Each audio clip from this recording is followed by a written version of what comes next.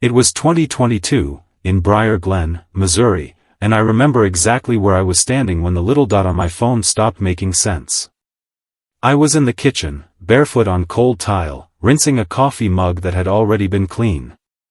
That's the kind of detail I latch onto now, like if I can remember the ordinary parts clearly enough, I can prove to myself I wasn't imagining the rest. Outside, it was one of those evenings where the sky looks drained, gray-blue, no real sunset, just a dimming. The kids were in the living room, arguing softly over a video game. The dishwasher was running. The whole house had that hum it gets when life is on autopilot. And then my phone buzzed. Not a call. Not a text. A notification from the location app. I didn't even think of it as tracking. That's what people say when they want to make it sound sinister. For us, it started years back for practical reasons.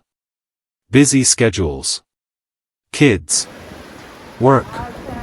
Safety. If I'm running late, you'll know where I am. That kind of thing. It wasn't a secret.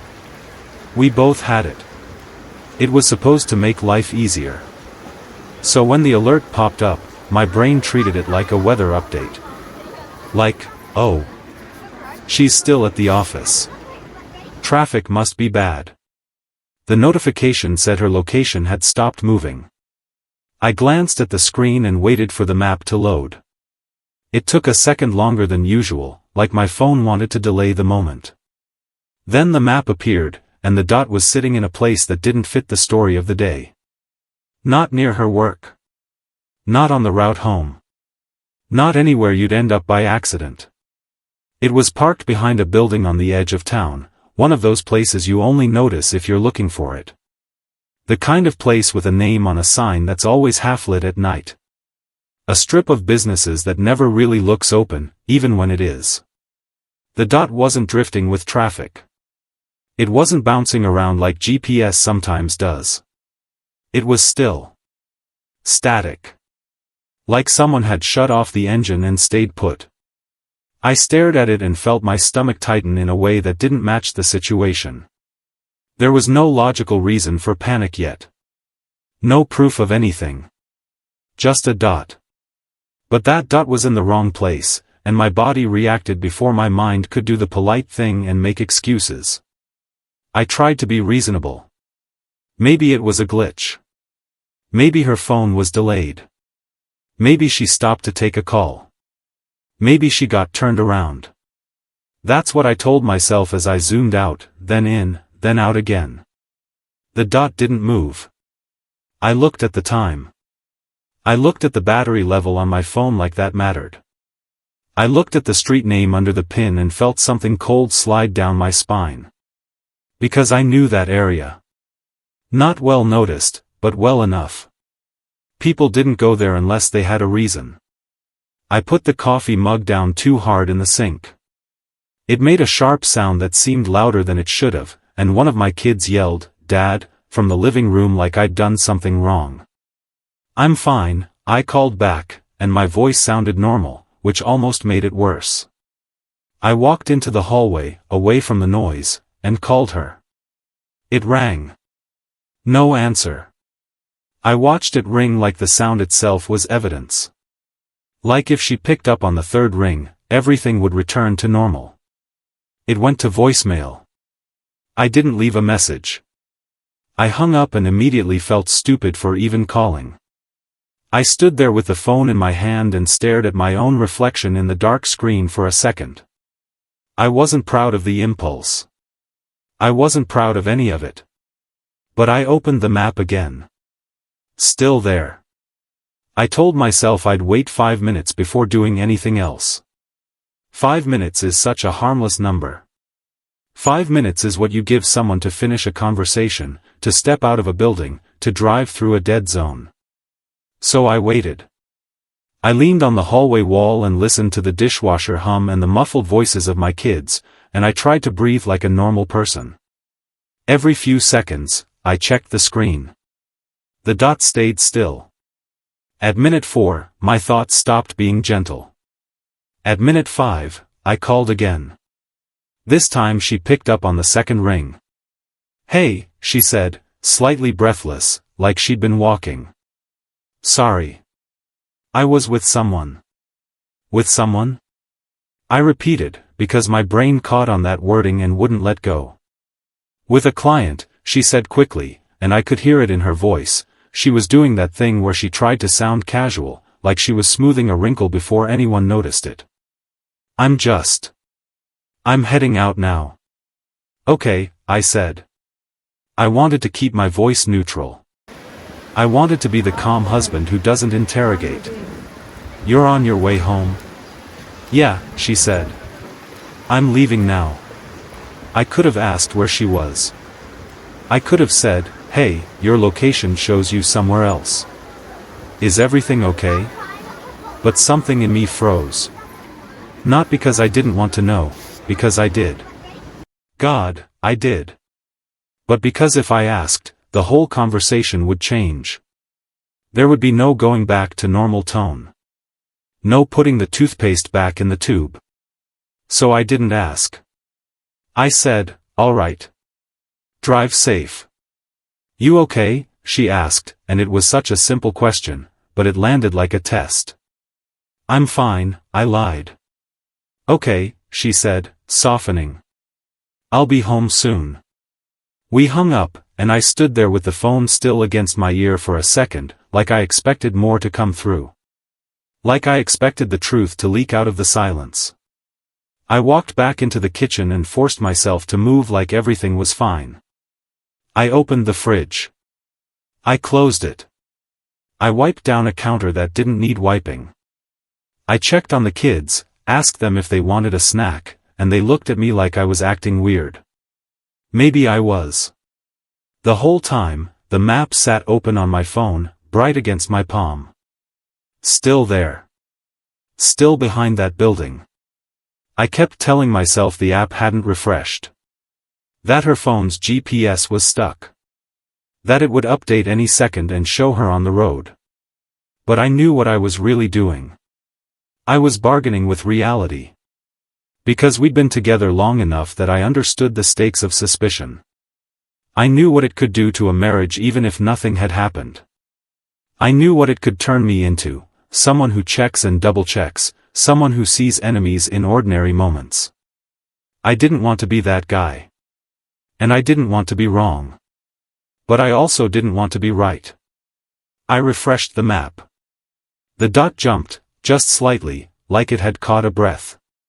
It shifted a few feet, then settled again, still in that same spot.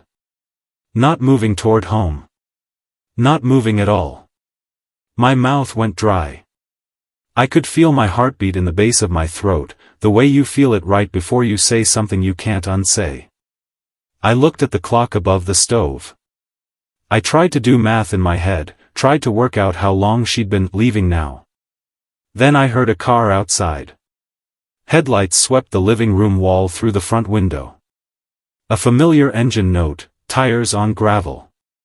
The front door opened, and she stepped in like any other night, bag on her shoulder, keys in her hand, a tired smile that was almost convincing.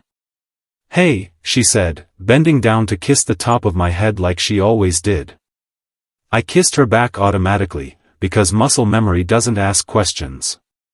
Her hair smelled like clean shampoo. Her hands were warm. Everything about her looked normal. And my phone, still in my hand, still showed her location pinned behind that building on the edge of Briar Glen. I didn't say anything yet. I just stared at her, trying to figure out which version of reality I was supposed to believe.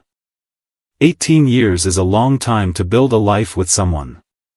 Long enough that you stop thinking of it as two separate people choosing each other every day and start thinking of it as one shared thing. Like a house you both live inside. Like a story you've been telling together for so long you can't remember what it felt like before it began. When I met her, we were barely adults. Neither of us had much. We were both working jobs that didn't feel permanent, living in small spaces, dreaming about a future we couldn't yet picture clearly. She had this energy that pulled people in. It wasn't loud, exactly. Just bright. She made strangers talk to her in grocery store lines. She remembered little things about people. She could make you feel seen without trying. I fell for that fast. And she fell for me in the steady way, the way someone leans into a warm light without thinking too hard about it. Back then, love felt simple. Not easy, but simple. We got married young, before we were financially stable, before we had any real idea what adulthood was going to ask of us. People warned us. They always do. But we believed in it with that kind of stubborn certainty only young couples have. For a while, it was exactly what we thought it would be. We built routines. We made plans. We fought about dishes and money and who forgot to pay which bill, but it was normal fighting. The kind that ends in laughter or tired apologies. Then the real-life stuff came. Kids changed everything, like they always do. Suddenly, the stakes of every decision felt heavier. We weren't just two people anymore. We were responsible for these tiny lives that depended on us completely. Our marriage became less about romance and more about endurance. And then, years later, we got hit with something that rewrote the entire meaning of the word endurance. Our oldest got sick. I still have trouble even saying it plainly, because it takes me right back to those hospital hallways. The smell of disinfectant. The sound of machines. The way time stops feeling real when you're waiting for doctors to come in. It wasn't a simple illness. It wasn't something you treat with antibiotics and rest. It was the kind of diagnosis that makes your ears ring. The kind that makes you look at your child and feel like the universe has made some kind of mistake. Those years, they were brutal. And I don't mean just for him. I mean for us. People talk about how hard it is on families, but you don't understand until you're inside it. Your whole world shrinks down to survival. Every normal thing disappears. Friends don't know what to say. Holidays come and go without meaning. You stop making plans longer than a week ahead. I watched her become someone I didn't recognize at times, not because she changed in a bad way, but because pressure turns people into raw versions of themselves. She was fierce. She was exhausted. She would sit by his bed for hours and then still get up and handle phone calls and paperwork like she was holding the whole world together with her hands. And I tried. I really tried. But I'll be honest, sometimes I felt like I was drowning next to her. Like she had some reservoir of strength I couldn't access. There were nights we barely spoke. Not because we were angry, but because we were empty. We clung to each other in the most literal sense. Sleeping in chairs. Holding hands in waiting rooms. Whispering prayers neither of us had been sure we believed in before. If someone had asked me then whether she would ever betray me, I would have laughed. I would have said, after what we've been through. There's no way. Trauma does that. It bonds you. It convinces you that the person who stood beside you in hell could never be the one to light the match. And for a long time, that was true. We came out the other side, somehow. Our son got better. Life began again in slow motion. We tried to rebuild normalcy. But normal after something like that isn't the same as normal before. You carry it. It sits in the corners of your life. In the way you flinch at certain phone calls. In the way you notice every cough, every pause, every shadow. Our marriage carried it too. We loved each other, deeply. But we were also different. Sometimes I think we never fully talked about what it did to us. We just kept moving forward because stopping felt dangerous. In the years after, we tried to rediscover ourselves. We went on dates again. We laughed again. We even felt hopeful again. But beneath that, there were cracks. Little ones. The kind you ignore because the foundation still looks strong. One of the things we struggled with, off and on, was trust. Not in some dramatic, scandalous way at first. More like, her personality. She was friendly. Always had been. She joked easily with people. Men included. Sometimes too easily. I'd see it in the way a guy would look at her when she laughed. I'd see how she didn't always notice it, or pretended not to. And I hated that part of myself. The insecure part. I didn't want to be controlling. I never wanted to be the husband who tells his wife how to speak or smile. But there were moments, small, sharp moments, where I'd feel something twist in my chest. We talked about it more than once over the years. Not fights, exactly. Just uncomfortable conversations. She'd say, "I'm not doing anything wrong." And I'd say, "I know. I don't like how it feels sometimes." She'd reassure me. I'd swallow it down. Life would move on. Then last year, an old name from her past surfaced again. Someone I thought was long gone from her life. It wasn't an affair. Not that I ever proved. But it was messy. It was confusing. It reopened something I didn't want reopened. It reminded me that history doesn't disappear just because you've built new memories on top of it. We got through it. Or we told ourselves we did. And because of everything we'd survived, the sickness, the fear, the years of holding each other upright, I kept believing our marriage was unbreakable. That whatever doubts I had were just my own weakness. That love this old, this tested, couldn't be undone by something as ordinary as temptation. But standing in that kitchen in Briar Glen, watching a location pin refuse to move, I felt a truth I hadn't wanted to admit. Sometimes, the marriages that survive the hardest things are the ones with the most to lose. And losing something that big doesn't start with a dramatic explosion. Sometimes it starts with a silence. A small lie. A dot on a map that shouldn't exist. And the sudden realization that you don't know everything about the person you've been calling home for nearly 2 decades. When she told me about the new job, I was genuinely proud. It wasn't some random career move. It was something she'd worked toward for a long time, quietly, in the background of our lives. While we were busy raising kids and surviving hospital years and figuring out how to feel normal again, she'd kept this part of herself alive. So when the offer finally came through, it felt like a milestone. A fresh chapter. She was excited in a way I hadn't seen in a while. Not just happy, but energized. Like someone had opened a window in a room that had been closed up for years. The company was bigger than anywhere she'd worked before. More professional. More demanding. The kind of place with clients and meetings and pressure that followed you home. At first, I liked what it did to her. She started dressing differently. Not drastically, but with more intention. She ironed clothes she used to leave folded. She wore jewelry again. She talked about presentations, deadlines, people I'd never met. I remember thinking, this is good. She deserves this.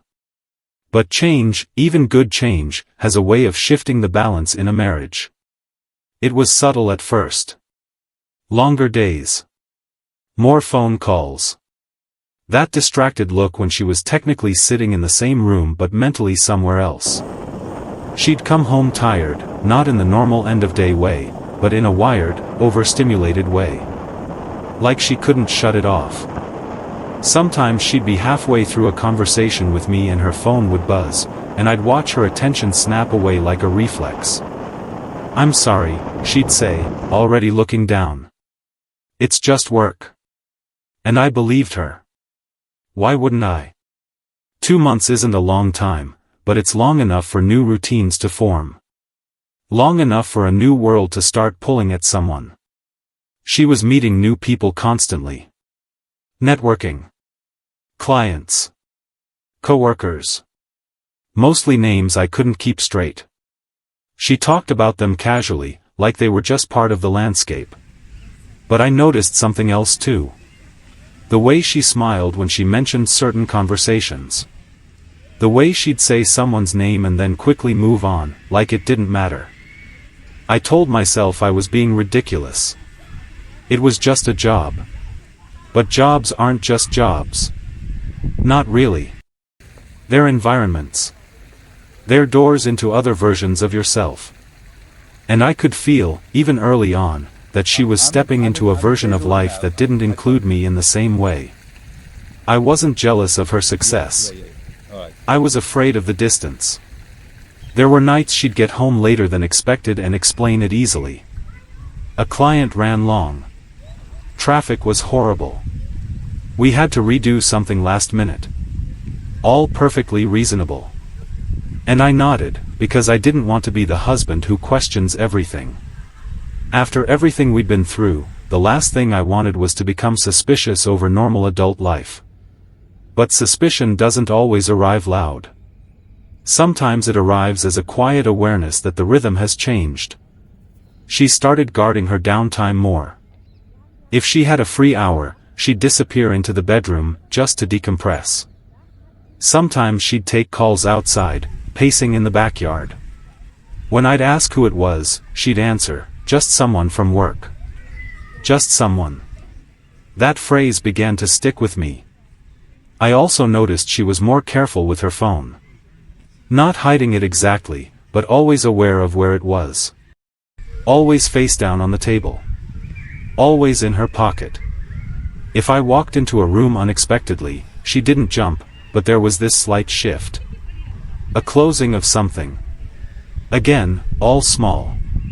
All deniable. And I kept telling myself the same thing over and over. She's tired. She's stressed. She's adjusting. I wanted to be supportive. I wanted to be the stable one. Because stability had been our whole identity for so long. We survived the unimaginable. We held each other up. We didn't fall apart. So this should have been easy, right? A job shouldn't shake us. But life after trauma is complicated. You learn to fear the sudden changes, even the good ones, because you know how fast the ground can disappear. There was another layer too, one I didn't like admitting to myself. This job brought her into contact with people who didn't know our history. People who hadn't sat in waiting rooms with us. People who didn't see her as someone's wife, someone's mother, someone who'd been forged in crisis. They saw her fresh. Professional. Capable. Maybe even, available, in a way that had nothing to do with her ring. And maybe that shouldn't matter. But I'd seen enough in life to know attention can feel like oxygen when you've spent years suffocating under stress. I watched her become lighter in some ways. And it scared me, because part of me wondered if she associated that lightness with being away from home. Away from us.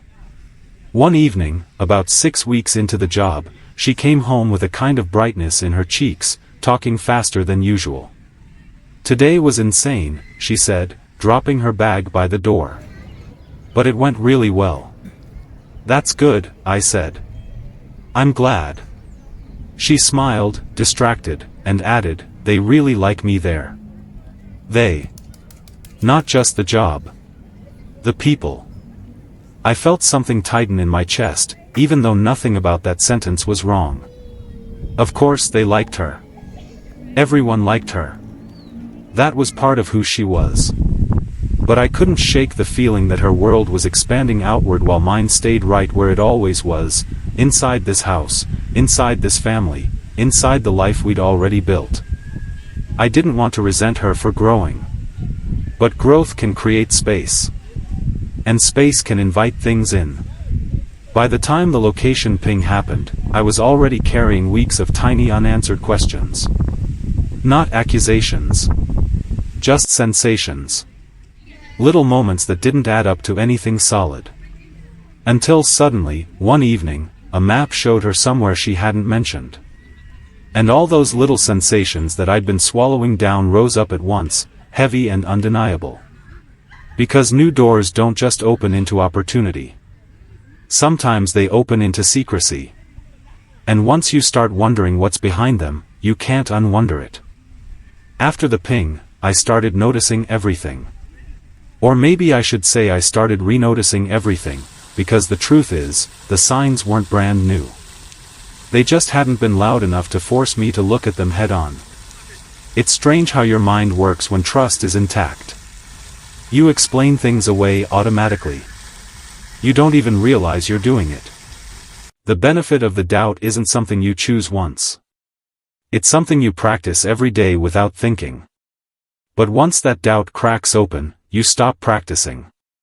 You start collecting. And suddenly the smallest things feel heavier. The next morning, she moved through the house like normal. Coffee. Keys. A quick kiss. A reminder about the kids' schedule. Everything looked the same. But I was watching in a different way. Not like a husband watching his wife. Like someone watching a person who might be hiding something. I hated myself for it. I didn't want to live inside suspicion. I didn't want our home to become a place where I was mentally tallying moments. But I couldn't shut it off. She left for work, and I found myself checking the map again, almost without thinking. The dot moved along the expected route. I felt relief so sharp it made me angry. Relief shouldn't feel like that. That day, I tried to focus on my own life. Work emails. Household stuff. Normal responsibilities. I even told myself I'd been ridiculous the night before. That the location app must have glitched, that stress had gotten to me. Then she came home late again. Not wildly late. Not suspicious late. Just later than I would have expected. She walked in with that same tired but wired energy. Long day, she said. Yeah. I replied carefully. Everything okay? Just busy, she said, already moving past me toward the kitchen. You know how it is. And I did know how it was. But I also knew how easy it is to hide behind the word busy.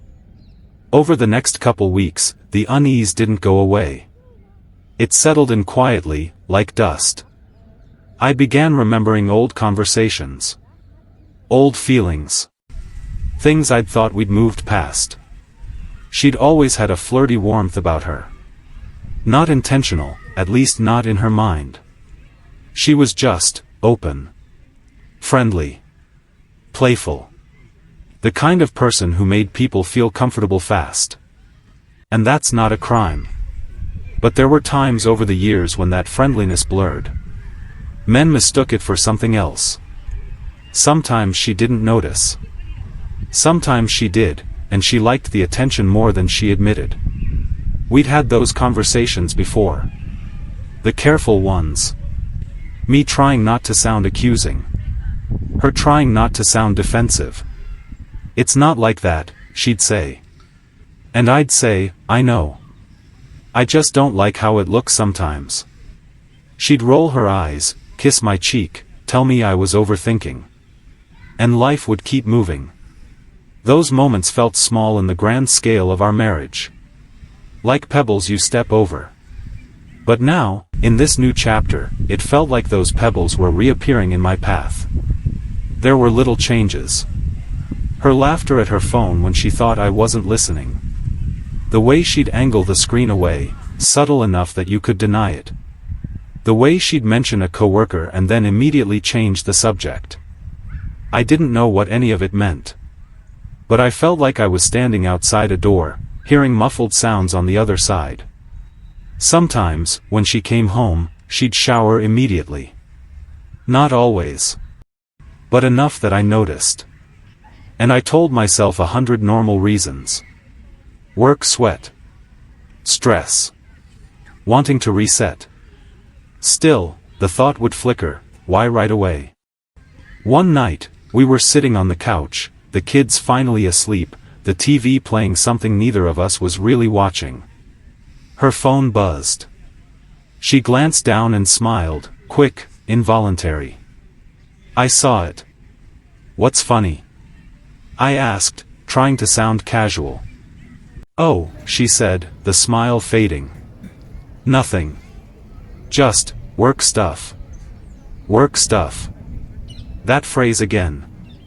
I nodded, but something in me didn't relax. I wanted to ask to see the message. I wanted to demand clarity. But I didn't. Because in a long marriage, you learn that crossing certain lines changes everything. And I wasn't ready to be that person. Yet. Instead, I started doing something worse. I started filling in blanks in my own head. Every time she ran late, my imagination ran faster. Every time she didn't answer a call immediately, I felt that cold edge again. I began thinking about last year, when someone from her past had resurfaced. It had been messy. Not dramatic, but enough to leave a mark. An old boyfriend had reached out, unexpectedly. It started as a simple message, according to her. Just checking in. Then there were a few more. I remember the way she'd shrugged it off, like it was nothing. And maybe it was. But it had stirred something in me I hadn't wanted stirred. Because history has weight. And people don't always leave the past where it belongs. We'd argued about it once, quietly. I told you, she said. It was harmless. But why keep replying? I asked. Because I didn't think it mattered, she said, frustrated. That sentence had stayed with me. I didn't think it mattered. The problem with trust issues isn't that they're always about what happened. Sometimes they're about what could happen. About doors left cracked open. Now, with this new job, with this new world she was stepping into, I wondered if more doors were opening. And I didn't know if she even saw them as doors. Maybe she just saw them as attention. Validation. A break from the heaviness of our life. I found myself staring at her sometimes, trying to reconcile the woman I'd been through hell with and the woman who now seemed slightly separate from me. Not gone. Just angled away. She still hugged the kids. She still kissed me goodbye. She still said, "Love you," like always. But there was a thinness to it sometimes, like the words were part of routine rather than an anchor. And the scariest part was how normal it all looked from the outside. No shouting. No obvious betrayal. Just a slow drift. A quiet accumulation of moments that made my stomach tighten. I kept telling myself, don't ruin this with paranoia. I kept telling myself, you're projecting your fear. But fear has its own logic. It doesn't care how much history you share. It doesn't care how much you've survived. It only cares that something feels different. And once you start seeing old patterns return, you can't unsee them. Not when you've already watched a dot on a map sit perfectly still in the wrong place. Not when the silence between you begins to feel like space for someone else. The second time it happened, I couldn't call it a glitch. The first ping, I could still tuck it into some mental folder labeled technology error or overreaction. But the second time felt deliberate. It was a Thursday, late afternoon, the kind of day that blurs into every other day. Nothing dramatic. Nothing marked on the calendar. She'd texted me around noon saying her schedule was packed and she might be running behind. I replied with a simple, "Okay. Love you." She sent back a heart. Normal. By 5, the kids were home, backpacks dumped near the door, voices filling the house. Dinner was half planned in my head. I was in that automatic mode of parenting and work and routine. Then, a little after 6, I realized she should have been home already. Not because I expected her at an exact minute, but because the day had stretched long enough that the absence began to feel noticeable. I called. It rang. No answer. I waited a few minutes and called again. This time she picked up, and her voice sounded slightly strained, like she was trying to keep it smooth. "Hey," she said. "Sorry. I'm just finishing up." "Still at work?" I asked. "Yeah," she said quickly. "Just wrapping up with someone. I'll head out in a few." I paused. "Okay," I said. I wanted to leave it there. I wanted to be normal. But as we spoke, my hand had already moved, almost on instinct, opening the location app. I watched the map load. And there it was again. That dot. Not near her office. Not on the road. Not even in the same part of town. It was sitting in a place that made my skin go cold. A motel. Not a big hotel downtown. Not something respectable with conference rooms. A low, faded motel just off Route 18, the kind with doors that open directly to the parking lot. The kind people rent by the hour without asking questions. I stared at the screen. My mind refused to process it at first, like it was a word in another language. I zoomed in. The pin was right there. Right behind it, tucked along the back lot. Static. I stayed silent on the phone, too long. "Hello?" she said. "Yeah, I managed. Sorry. The kids are being loud." "Oh," she said, exhaling like she hadn't realized she was holding her breath. "I thought you were still at the office," I said carefully. "I am," she replied. "Too fast. Too sure. We just had to step out for a second. It's complicated." Step out. Complicated. Her words felt slippery. I looked at the motel name on the map again. I didn't even know what to say. My throat felt tight, like my body was bracing for a hit. "You're driving home soon?" I asked. "Yes," she said. "Soon. I promise." I wanted to say it right then.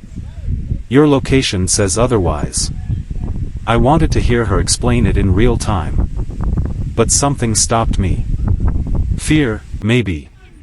Fear of what she'd say. Fear of what I'd learn.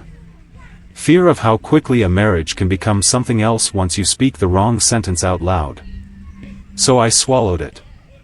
"All right," I said, my voice sounding distant even to me. "Drive safe." "I will," she said softly. "I love you."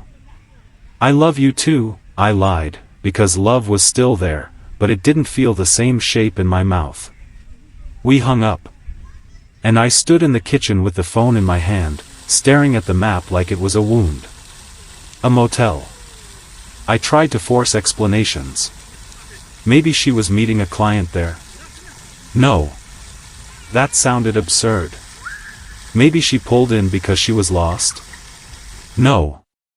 That area wasn't on her route. Maybe she stopped to use the restroom. Maybe. But the dot wasn't moving. It wasn't a quick stop at a gas station. It was still.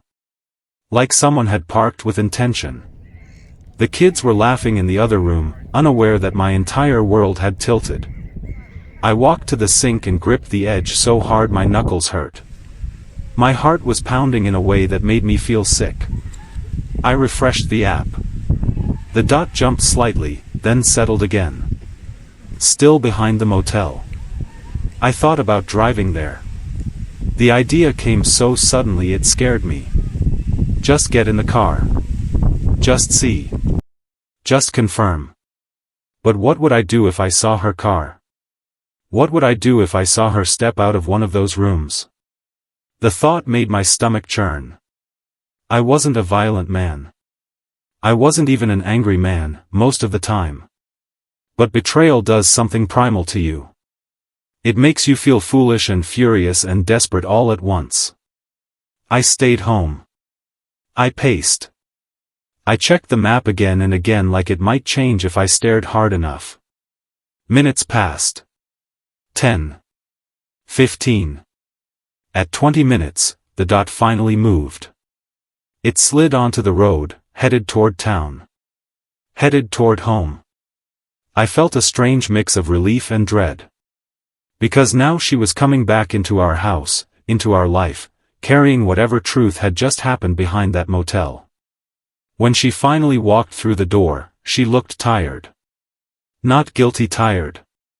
Just worn. "Sorry," she said immediately, setting her bag down. Today was insane. I watched her closely. Her hair was slightly mussed, like she'd run her fingers through it. Her cheeks were flushed. Maybe that meant nothing. Maybe it meant everything. "It's okay," I said, though my voice sounded flat. She frowned. "Are you all right?" I could feel the moment hovering. This was it. Either I spoke or I didn't. I swallowed. "Where were you?" I asked. Her expression shifted, just slightly. "At work," she said. I held my breath. "Really?" I said quietly. "Yes," she replied. Then, after a beat, "Why?" I pulled out my phone. I turned the screen toward her. Her face went still. Just for a second. Then she blinked and let out a small laugh that didn't match anything. "That's wrong," she said. "It showed you at a motel," I said. Her smile faded. "What? No. That's not possible." "It's exactly where it said you were," I replied, my voice shaking despite how hard I tried to control it. "For 20 minutes. She stared at the screen like she could will it away. "I wasn't at a motel," she said firmly. "I swear." "Then where were you?" I asked. She hesitated. "Not long. But long enough. We had to meet someone off-site," she said finally.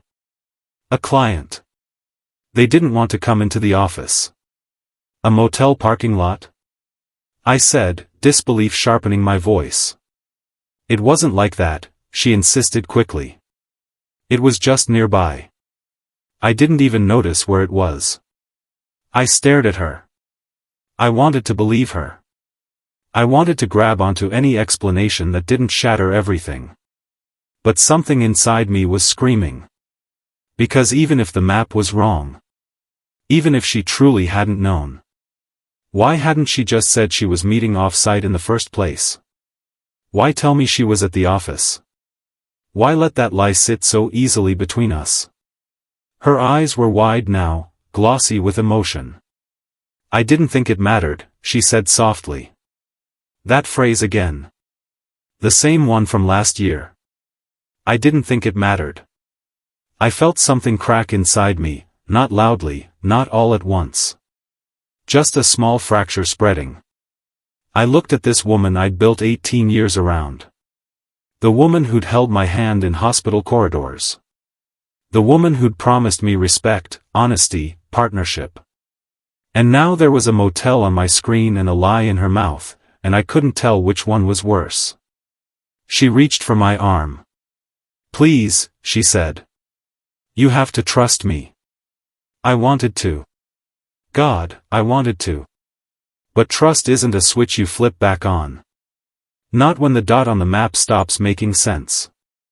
Not when the truth suddenly feels like something you have to beg for. And as she stood there waiting for me to accept her explanation, all I could think was that innocent people don't usually need this many excuses for where they've been.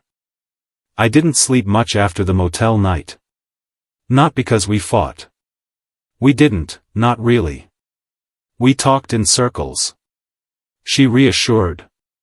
I nodded. We went quiet. The kids needed breakfast the next morning. Life demanded routine like it always did. From the outside, nothing changed. Inside me, something had shifted permanently. I kept replaying the way she looked at the screen. The hesitation. The explanation that didn't quite land. The way she kept saying, "You have to trust me," like trust was something you could summon on command. For a few days, I tried to force myself back into normal. I told myself I was spiraling. That stress was warping everything. That 2 decades of marriage deserved more than a location pin and paranoia. But doubt doesn't leave once it moves in. It just gets quieter. It waits. The discovery happened on a Saturday. Nothing dramatic about the day itself. It was warm outside, one of those early spring weekends where Briar Glen starts waking up again. The kids were restless, begging to go to the park. The house felt cluttered with the week's exhaustion. She mentioned her car needed cleaning. Spilled drinks in the back seat, crumbs everywhere. Normal family mess. So we decided to take it through one of those self-serve car wash bays on the edge of town. The kind where you feed bills into a machine and spray everything down yourself. It felt almost nice, in a strange way. Something ordinary we could do together. Like we were proving we were still us. We pulled into the bay, the concrete wet and reflective. The air smelled like soap and metal. She got out and started gathering trash from the cup holders, moving quickly, focused. I watched her for a moment, trying to match this version of her with the version my mind kept constructing late at night. Then I opened the back door and started pulling out the floor mats. That's when I noticed her work bag. It was on the passenger side floor, half unzipped.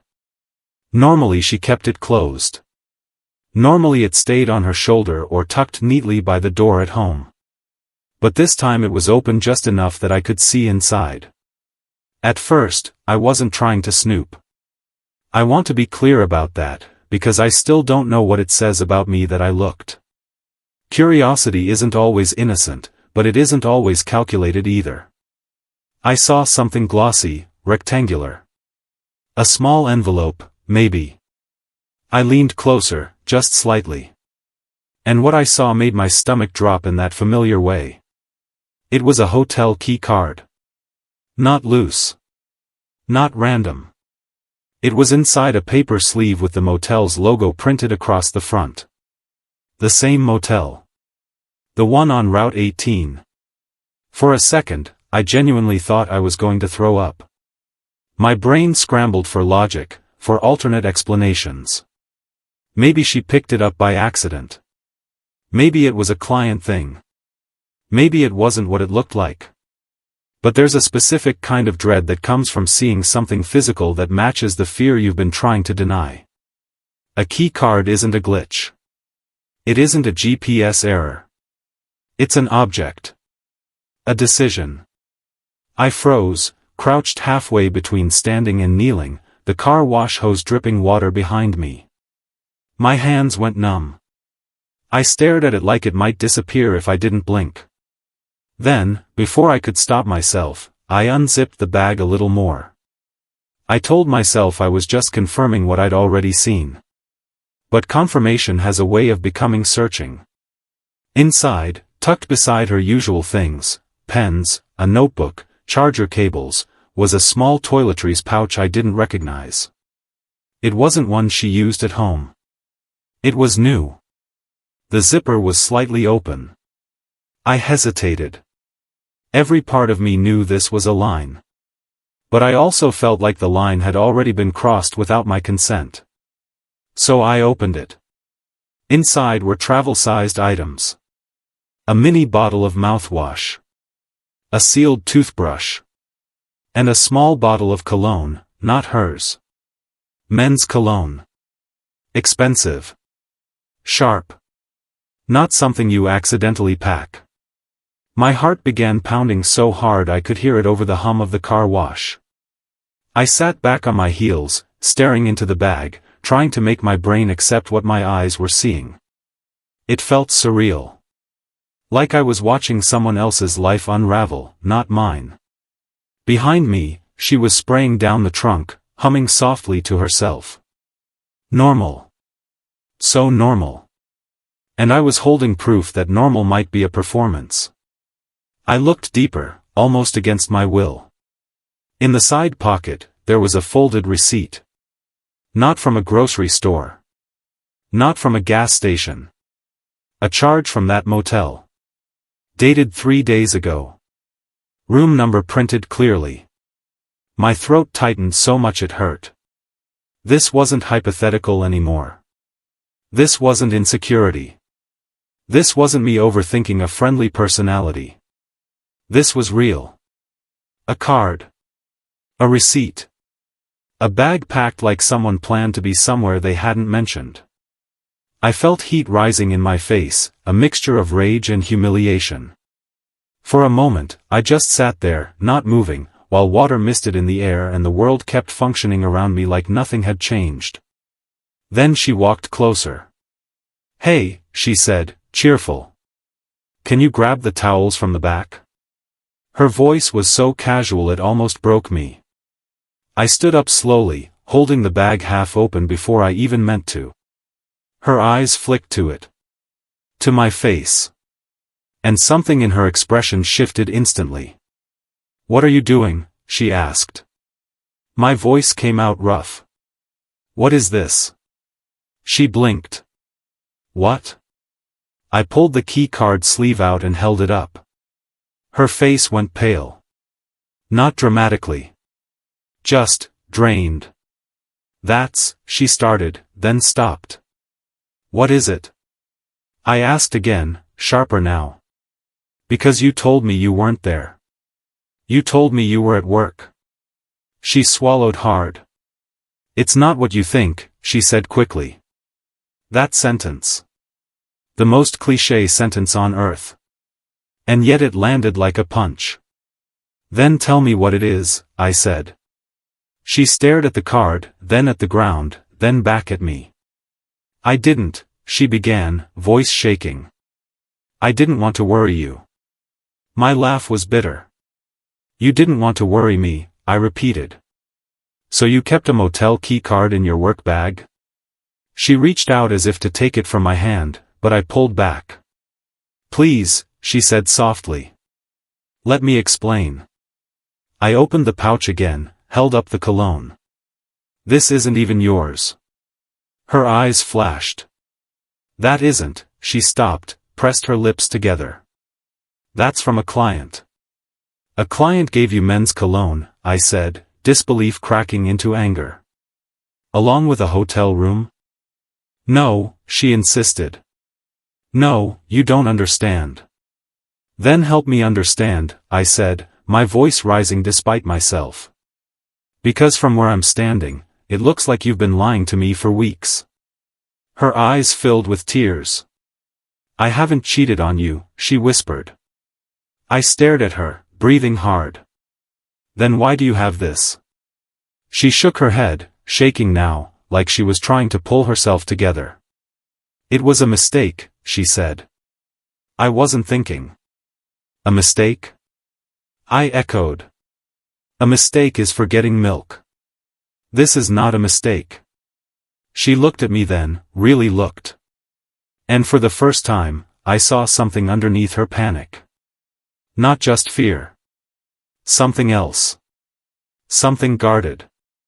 Something like she was calculating what to say next. "I swear," she said, voice low. Nothing happened. But the problem was, the objects didn't care about her swear. The objects existed. They sat in her bag like silent witnesses. And standing there in that damp concrete car wash bay, I realized I wasn't just afraid she had cheated. I was afraid that I might never know the full truth. Because once someone starts carrying secrets in ordinary places, it changes everything those places mean. Even a work bag. Even a Saturday afternoon. Even the life you thought was safe. And as she reached for my hand, trembling, all I could think was that I didn't recognize the world we were standing in anymore. We didn't finish cleaning the car. I don't even remember how we got home. I know I drove, because my hands were on the steering wheel, but it felt like someone else was doing it. Like my body had taken over while my mind stayed back in that concrete bay, staring at the key card sleeve. She sat beside me quietly, arms folded tight across her chest, staring out the window. No arguing. No shouting. Just this heavy, unnatural silence.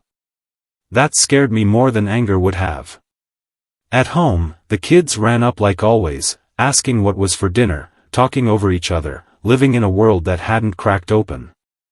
We moved around them carefully, like two people carrying something fragile and poisonous between us. She told them she had a headache. I told them I needed to make a phone call. We separated without even discussing it. It wasn't until later, after they were distracted in their rooms, that we finally ended up in the kitchen again. The same kitchen where the first ping had happened. The same cold tile. The same humming appliances. Only now nothing felt ordinary. She stood near the counter, hands clasped together so tightly her knuckles were white. Her eyes were red, but her face was composed. Too composed. I leaned against the opposite counter, still holding the key card sleeve and the folded receipt like they might burst into flames if I set them down. For a long moment, neither of us spoke. Then she exhaled. "Okay," she said softly. "Tell me what you think is happening." That question made something rise in my throat. Because it wasn't denial. It wasn't outrage. It was calm. Almost clinical. Like she was managing a situation she'd rehearsed for. "I think," I said slowly, "that you've been lying to me." Her eyes flickered, but she didn't interrupt. "I think," I continued, voice tightening, "that you were at that motel. And now I'm holding things that prove it. And you're still looking at me like I'm supposed to pretend this is normal." She swallowed. "It's not normal," she said. "I know how it looks." "How it looks," I repeated, sharper. "It's not a misunderstanding. It's a motel key card." "I didn't sleep there," she said immediately. The speed of the answer made me pause. It was too quick. Too ready. "Then why do you have it?" I asked. She hesitated just long enough for my chest to tighten again. "I went there," she admitted finally, voice low. "But not for what you're thinking." I stared at her. My heart was pounding. "So you lied," I said. "I didn't know how to explain it," she replied, still calm. That calm was starting to make me feel insane. "I don't understand how you can stand there and say that like it's reasonable," I said, my voice rising. "Like it's a normal thing to hide." Her eyes filled again, but her tone stayed measured. "I panicked," she said. "I made a stupid choice. I didn't want you to jump to conclusions." I laughed once, bitter and ugly. "Jump to conclusions? I'm holding a receipt with a room number." "It wasn't for me," she said quickly. I froze. "What?" "It wasn't my room," she said, almost pleading now. I didn't stay." "Then why is it in your bag?" I demanded. "Why is there cologne in there? Why is there a toothbrush?" Her face tightened. "I didn't pack it like that," she said. That answer didn't even make sense. "You didn't pack it," I repeated. "So it just appeared?" She shook her head, frustrated now but still not explosive. "You're not listening," she whispered. "No," I snapped, stepping closer. "You're not explaining." She closed her eyes for a second, like she was gathering herself. When she opened them, she spoke slowly. "I met someone." The words landed hard. My stomach dropped. Someone. Not a client. Not work. Just someone. I could barely breathe. "Who?" I said, voice hoarse. She looked down. "It doesn't matter." "It doesn't matter?" I echoed, disbelief twisting into rage. "It matters to me." She flinched slightly at my tone. "I didn't do anything," she said again, quieter. "I swear. I didn't cross that line." "What line?" I asked. "Because from where I'm standing, you crossed several." Her composure began to crack, tears sliding down her face now. "I was overwhelmed," she whispered. "I felt. I don't know. Trapped. I needed to talk to someone." "To someone," I said, bitterness flooding my voice. "So you went to a motel?" "It wasn't supposed to be like that," she insisted. "It was just a place to meet where no one from work would see." That explanation was somehow worse. No one would see. Secrecy as a requirement. I stared at her, shaking my head slowly. I don't recognize this, I said. I don't recognize you right now. She stepped toward me, hands trembling. Please, she said softly. I love you. I would never throw away what we have. What we have, I repeated. Then why risk it? She wiped her cheeks quickly, almost annoyed at her own tears. I didn't think, she whispered. That phrase again. Always the same. I didn't think. I wanted to scream. Instead, my voice dropped. Was it him?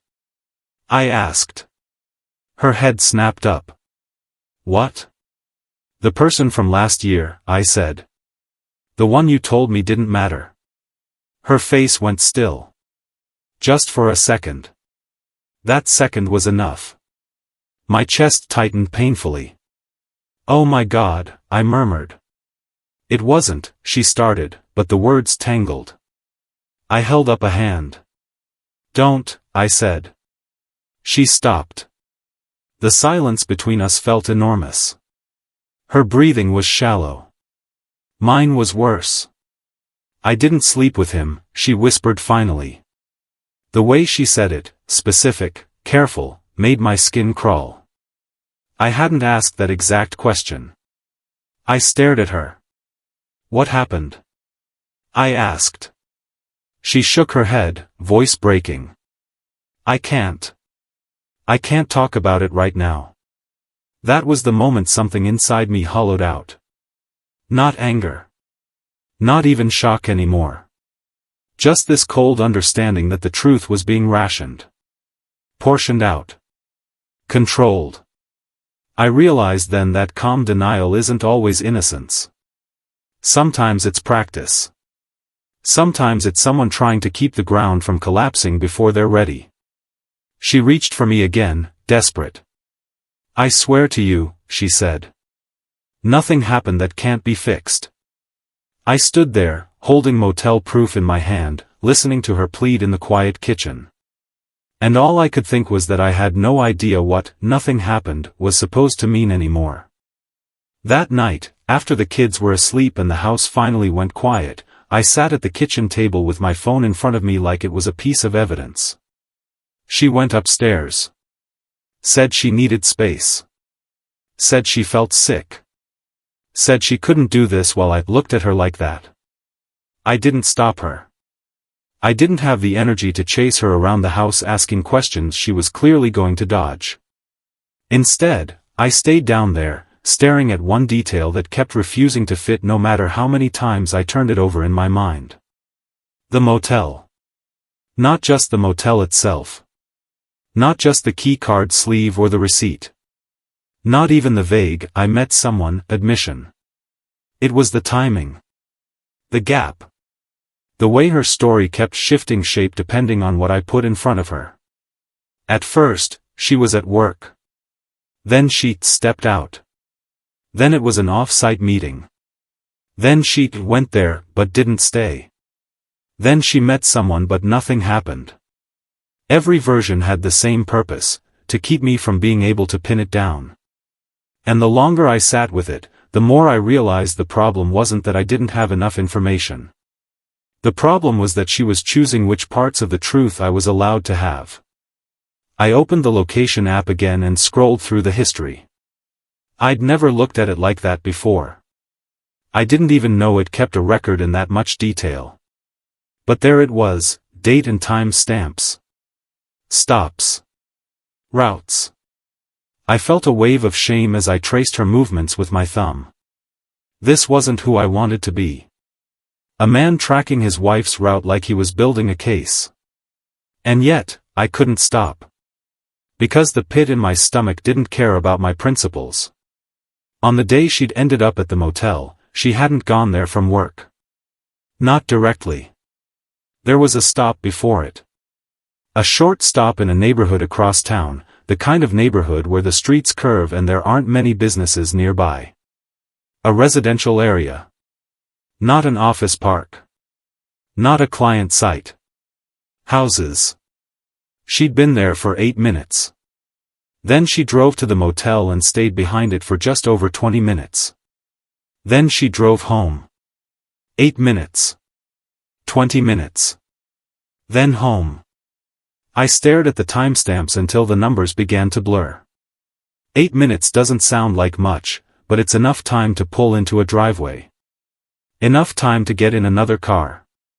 Enough time to hand something off. Enough time to say something you don't want traced back to you. And it definitely wasn't the office she told me she was at. I leaned back in my chair and rubbed my face with my hands. My head hurt. Not in the normal stress way. In the way you get when your mind keeps slamming into the same wall. Upstairs, I could hear the floor creak once, like she'd moved in the bedroom. I imagined her lying there with her phone, deciding what to say next, deciding what pieces to give me to keep me from blowing everything up. That thought made me feel sick. I tried to play fair with myself. I tried to list innocent explanations like I had before. Maybe she stopped at someone's house for work-related reasons. Maybe she picked something up. Maybe a coworker asked for a ride. And the motel? Maybe she really did only meet someone in the parking lot. Maybe the receipt wasn't hers. Maybe the key card sleeve belonged to someone else. But then I'd remember the travel pouch. The toothbrush. The men's cologne. That wasn't 8 minutes of picking up paperwork. That was preparation. That was someone planning for intimacy or at least for secrecy. And even if she hadn't slept with anyone, she had been willing to build a situation where sleeping with someone was possible. That mattered. I went upstairs eventually, not to talk, but because I didn't want to sit alone with my thoughts until dawn. She was in bed, facing the wall. The room was dark except for the faint glow of her phone screen, quickly turned off when I walked in. I stopped in the doorway. "Are you awake?" I asked quietly. A pause. "Yes," she said, voice small. I stood there for a second, choosing my words carefully. "I looked at the location history," I said. Her shoulders tensed under the blanket. "Why would you do that?" she asked. "Because nothing you're saying is lining up," I replied, my voice low but steady. "You told me you were at the office. You weren't." She rolled onto her back slowly, blinking at the ceiling like she couldn't believe we were doing this. "I told you," she said, tired. "It was complicated." "It's not complicated," I said. "It's a lie." Her jaw tightened. "I didn't cheat," she said.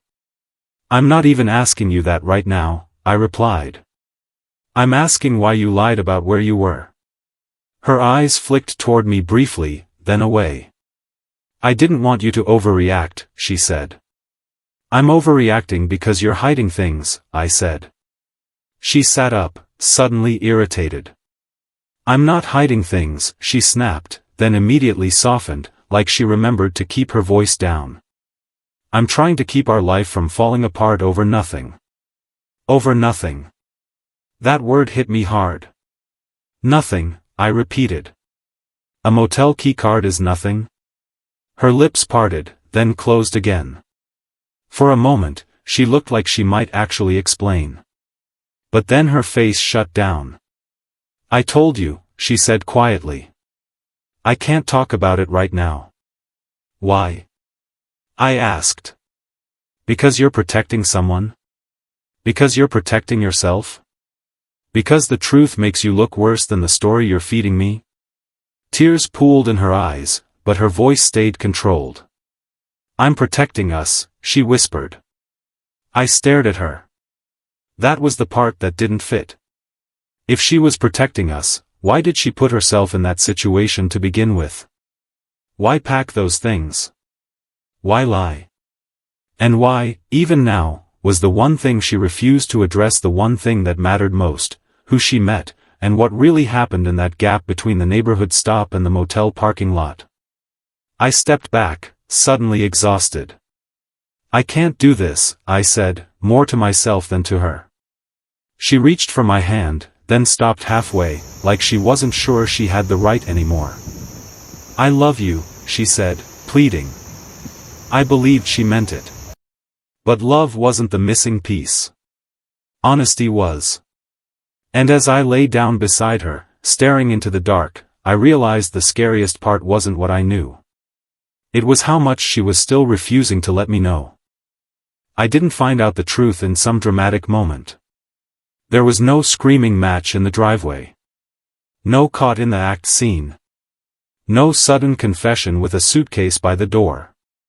It happened the way real life usually does. In pieces. In delays.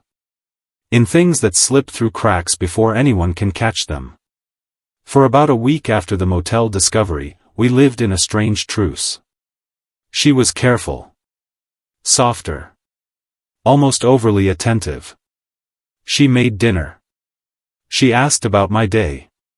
She kissed me on the cheek like she was reminding me of who she was. Or who she wanted me to believe she still was. I went through motions too. Work. Kids. Responsibilities. But inside, I felt like I was walking around with glass in my chest. Every conversation had an echo under it. Every normal moment felt staged. And the unanswered detail kept chewing at me. Who? What? Why? One evening, she left her phone on the kitchen counter while she went upstairs to shower. That never happened anymore. I noticed it immediately. I stared at it for a long time, my heart pounding in my ears. I told myself to walk away. I told myself that if I crossed that line, something would break permanently. But then I thought about the key card. The receipt. The toothbrush. And the way she kept saying she was protecting us. I picked up the phone. It wasn't locked. That fact alone felt like an accident or a mistake. Or a test. My hands were shaking as I opened her messages. At first, it was all normal. Group chats with coworkers. A thread with her sister. A reminder from the kids' school. And then I saw a name that didn't belong. Not a coworker. Not family. Just an initial. A contact saved with one letter. My stomach dropped. I opened it. The messages weren't romantic. Not directly. That's what made them worse. They were quiet. Familiar. Comfortable. The kind of tone two people have when they've already crossed boundaries and don't need to announce it. Are you okay? I'm sorry about the other day. I shouldn't have pushed. I miss talking to you. My throat went dry. Then I scrolled up. And there it was. A message from her, sent the day before the motel stop. I can't keep doing this at home. I need space. His reply came quickly. I can give you that. You know where. My hands went numb. I kept scrolling. More messages. Not explicit. But intimate in the way that matters. Not about sex. About escape. About being understood. About being someone else for a while. Then a line that made my vision blur. I booked it. Just for an hour. We'll figure it out. Booked it. There was no client. No misunderstanding. No glitch. My chest felt like it was collapsing inward. I heard the shower running upstairs, steady and oblivious. And I stood there holding her phone like it was a live wire. I kept reading, even though every word hurt. Because part of betrayal is this sick need to see the full shape of it. To confirm you're not crazy. To confirm you're not just insecure. Then I saw his name, buried in an older message. Not an initial. Not vague. The same name from last year. The past that was supposed to be gone.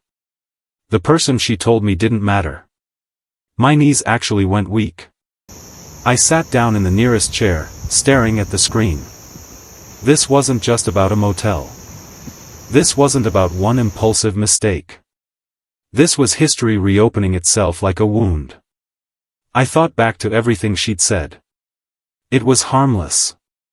I didn't think it mattered. I'm protecting us. All of it sounded different now. Because the betrayal wasn't just physical possibility. It was emotional intention. She hadn't just ended up somewhere questionable. She had chosen someone who existed outside our life to become a refuge. And that felt like a deeper kind of infidelity. The shower turned off upstairs. I heard footsteps. I barely had time to set the phone back down before she walked into the kitchen, towel drying her hair. She froze when she saw my face. "What's wrong?" she asked immediately. I couldn't speak at first. My mouth opened, but nothing came out. Then I finally said, quiet and flat, "I know who it was." Her entire posture changed. Like a curtain dropping. "Please," she whispered. I stood up slowly. "It was him," I said. "It was always him." She looked like she might faint. "I didn't," she started. "Don't," I said, sharper than I meant. "Just don't." Her eyes filled instantly. "You went back," I said, voice trembling now. "After everything. After last year. After you watched me swallow that whole situation because I wanted to trust you." She shook her head violently. "It wasn't like that." "It was exactly like that," I snapped. "You booked a motel for an hour."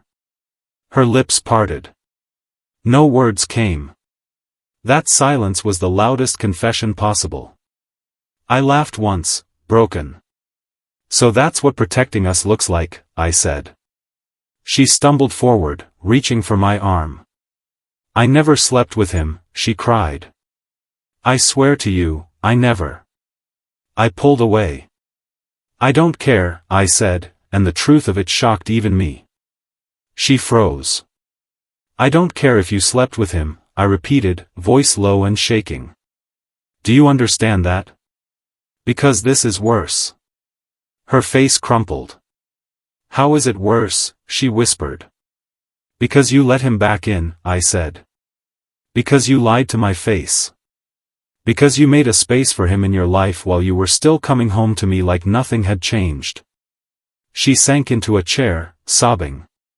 "I was lonely," she admitted, barely audible. The word hit me like a slap. Lonely. After everything. After years of survival together. After building a family. After holding each other upright through the worst thing imaginable. Lonely. "I didn't mean for it to happen," she whispered. "But it did," I said. I felt strangely calm now. Not because I was okay. Because something in me had stopped trying to fix it. The truth was finally visible. And it wasn't just about cheating. It was about a double life forming in the quiet spaces. It was about emotional betrayal dressed up as stress. It was about her rewriting our marriage privately while still performing it publicly. I thought about our kids asleep upstairs. I thought about the years. The hospital rooms. The vows. The promises. And now this. An old flame becoming an escape hatch. A motel room booked like it was nothing. She looked up at me, face wet. "I didn't want to lose you," she whispered. I stared at her.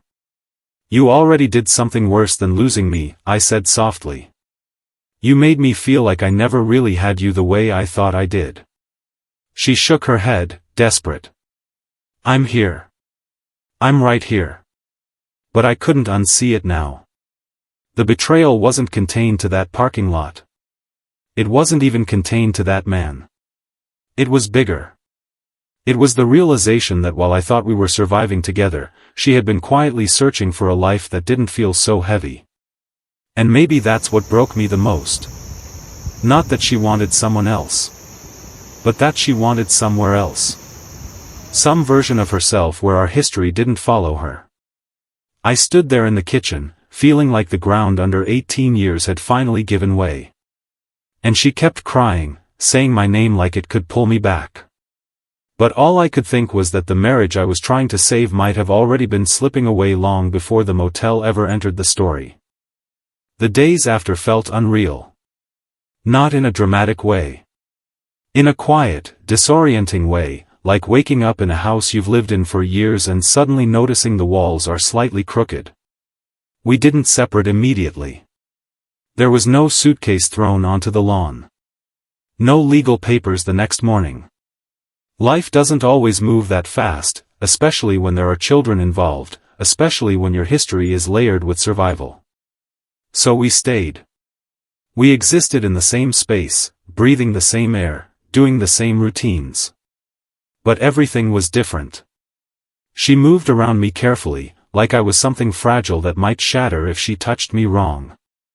I moved around her like she was a stranger wearing my wife's face. The kids still needed breakfast. Homework still needed checking. The dog still needed walking. The world didn't pause for betrayal. It just made you carry it while you did everything else.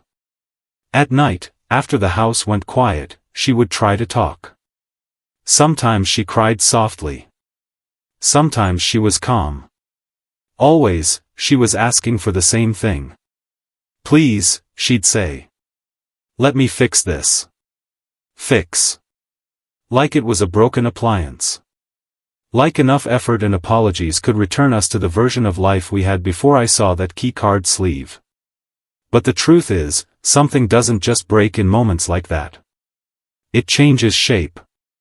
Trust isn't a vase you glue back together and pretend you don't see the cracks. Trust is the air you breathe in a relationship. And once it's gone, everything feels thin.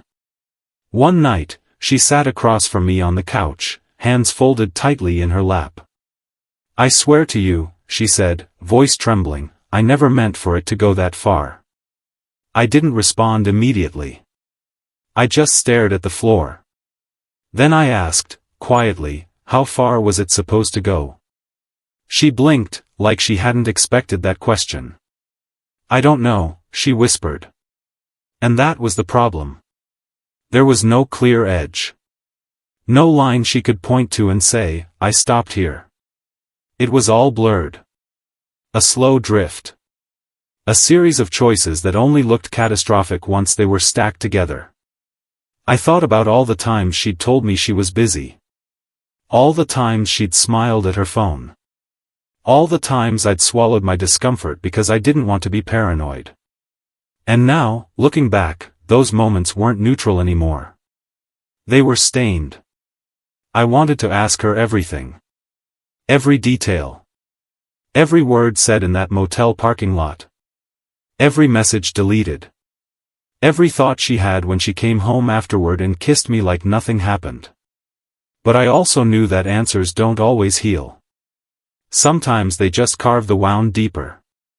So instead, I asked the question that haunted me most. Why him? She flinched. I don't know, she said again, tears spilling. But eventually, through broken sentences, she tried. He made me feel like I wasn't just surviving, she whispered. That word. Surviving. It brought me back to hospital corridors, to years of fear, to how much of our marriage had been built on endurance. I understood, in some distant human way, the desire to feel light again. But understanding didn't erase what she'd done. I looked at her and said something that surprised even me. I think you wanted to feel like the past didn't happen. She sobbed harder. I was tired, she admitted. I was tired of being strong all the time. And I believed her. That was the cruelest part. I believed her exhaustion. I believed her loneliness. I even believed that she still loved me. But love wasn't enough anymore. Because love doesn't erase deception. Love doesn't cancel out a motel receipt. Love doesn't make a lie harmless just because it was spoken softly. Over the next week, people around us kept living their normal lives. Neighbors waved. Coworkers sent emails. Family members texted about birthdays and errands. No one knew the ground had shifted under our marriage. And in a way, that made it worse. Because betrayal is isolating. It's this private earthquake, and you're expected to keep smiling in public while you're standing in rubble internally. One afternoon, I found myself sitting in my car in the driveway, not ready to go inside. I just stared at the steering wheel, feeling numb. This was the life I fought for. This was the life we rebuilt after sickness and fear. And now I was sitting outside it, unsure if I belonged in it anymore. She came out and stood by the passenger door, arms wrapped around herself. "Talk to me," she said softly. I shook my head. "I don't know what there is to say." "I'm sorry," she whispered. I looked up at her. "You keep saying that," I said. "But do you understand what you took?" She blinked. "My trust," I continued. "My certainty. The part of me that believed we were untouchable." She covered her mouth, crying. "I didn't think." I cut her off gently. "That's the thing," I said. "You didn't think about me at all in those moments." "Not really." Her shoulders shook. "I hate myself," she said. "I believe that too. But self-hatred doesn't rebuild a marriage. It doesn't change the fact that she made choices. And that I was now the one left holding the consequences." Some nights, I lay in bed beside her, staring at the ceiling, listening to her breathe, feeling like I was beside someone I loved and didn't know. Other nights, I slept on the couch, claiming my back hurt. The truth was, proximity felt unbearable. Because intimacy requires safety. And safety was the one thing we didn't have anymore. As the weeks went on, I realized the story wasn't going to end with a clean answer. There was no moment where I would suddenly feel okay. There was no confession that would give me perfect closure. There was just this ongoing moral weight. Can a marriage survive betrayal if it never fully becomes physical? Is emotional escape its own kind of affair? And if someone lies to protect you from pain, is that love, or control? I started understanding something I never wanted to understand. Sometimes the worst part isn't what happened. It's what it changes inside you. I used to believe love was the strongest thing. That if two people had been through enough, they were unbreakable. Now I wasn't so sure. Because love can survive trauma. Love can survive illness. Love can survive hardship. But love struggles in the face of choice. Betrayal isn't a storm that hits you. It's a door someone opens. And once you know they were willing to open it, you can't go back to believing it was locked. Even now, I don't have a neat answer. I don't know if we'll make it. I don't know if trust can be rebuilt or if it only becomes a weaker version of itself. All I know is that I loved her deeply. And she loved me too. But love, I've learned, doesn't automatically protect you from being lied to. So the question I'm left with, the question I'd ask anyone listening, is simple, and it's heavy. If someone breaks your trust but insists they never stopped loving you, how do you know what love is worth anymore?